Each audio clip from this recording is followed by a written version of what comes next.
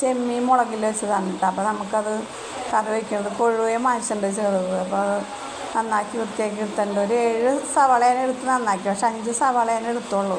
ചെറുതാക്കി അരിഞ്ഞിട്ട് നമുക്ക് ചട്ടി അടപ്പത്ത് വെച്ച് വെളിച്ചെണ്ണ ഒഴിച്ച് ഇഞ്ചിയും പച്ചമുളകും സവാളയൊക്കെ ഇട്ട് നമുക്കൊന്ന് വഴറ്റിയെടുക്കണത്.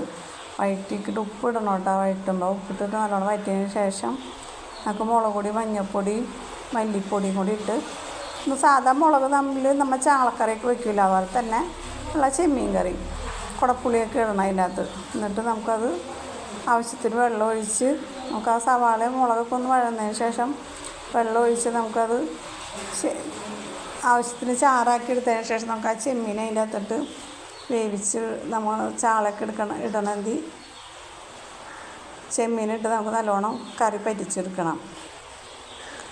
ആവശ്യത്തിന് ചാറാക്കി എടുക്കാം നമുക്ക്. എന്നിട്ട് നമുക്ക് സാധാ മീൻ കറി പോലെ തന്നെ ചെമ്മീൻ കറി ചാറായിട്ട് നമുക്ക് എടുത്താൽ നല്ലതാണ്. നല്ല ടേസ്റ്റ് ഉണ്ട് ഇത്. നമുക്ക് ഞാനിത് ഇങ്ങനെ ചെയ്യാറുണ്ട് വീട്ടിൽ തന്നെ. ചെമ്മീൻ കിട്ടുമ്പോൾ ഇങ്ങനത്തെ കറി വയ്ക്കാറുണ്ട്. അപ്പോൾ എല്ലാവർക്കും ഇഷ്ടമാണ്. അപ്പോൾ ഞാനതൊന്നും ഇതിലായിട്ട് ഫോണിൽ ഇടാനായിട്ട് കണക്കാക്കി വാങ്ങിച്ച് ചെയ്യണതാണ്. നല്ല ടേസ്റ്റ് ഉണ്ട് കേട്ടോ ഇത് ചെയ്തിട്ട്. നമുക്കൊരു 10-12 മിനിറ്റ് വെച്ച് നമ്മൾ ചെമ്മീനൊക്കെ ഇതിൽ ചാറൊക്കെ കുറുകി വരുമ്പോൾ നമുക്ക് ഇച്ചിരി പച്ച വെളിച്ചെണ്ണ ഒഴിച്ച് കൊടുത്തു കഴിഞ്ഞാൽ നമ്മുടെ കറി റെഡിയായി കേട്ടോ. ആവശ്യത്തിന് ഇത്തിരി വെള്ളം ഒഴിച്ച് കൊടുക്കണം. എന്നിട്ട് അത് മൂടി വെച്ച് നമ്മളത് ചെമ്മീൻ വേവണവരെ വെച്ച് ചാറും പറ്റണവരെ വെച്ച് മൂടി വയ്ക്കുക.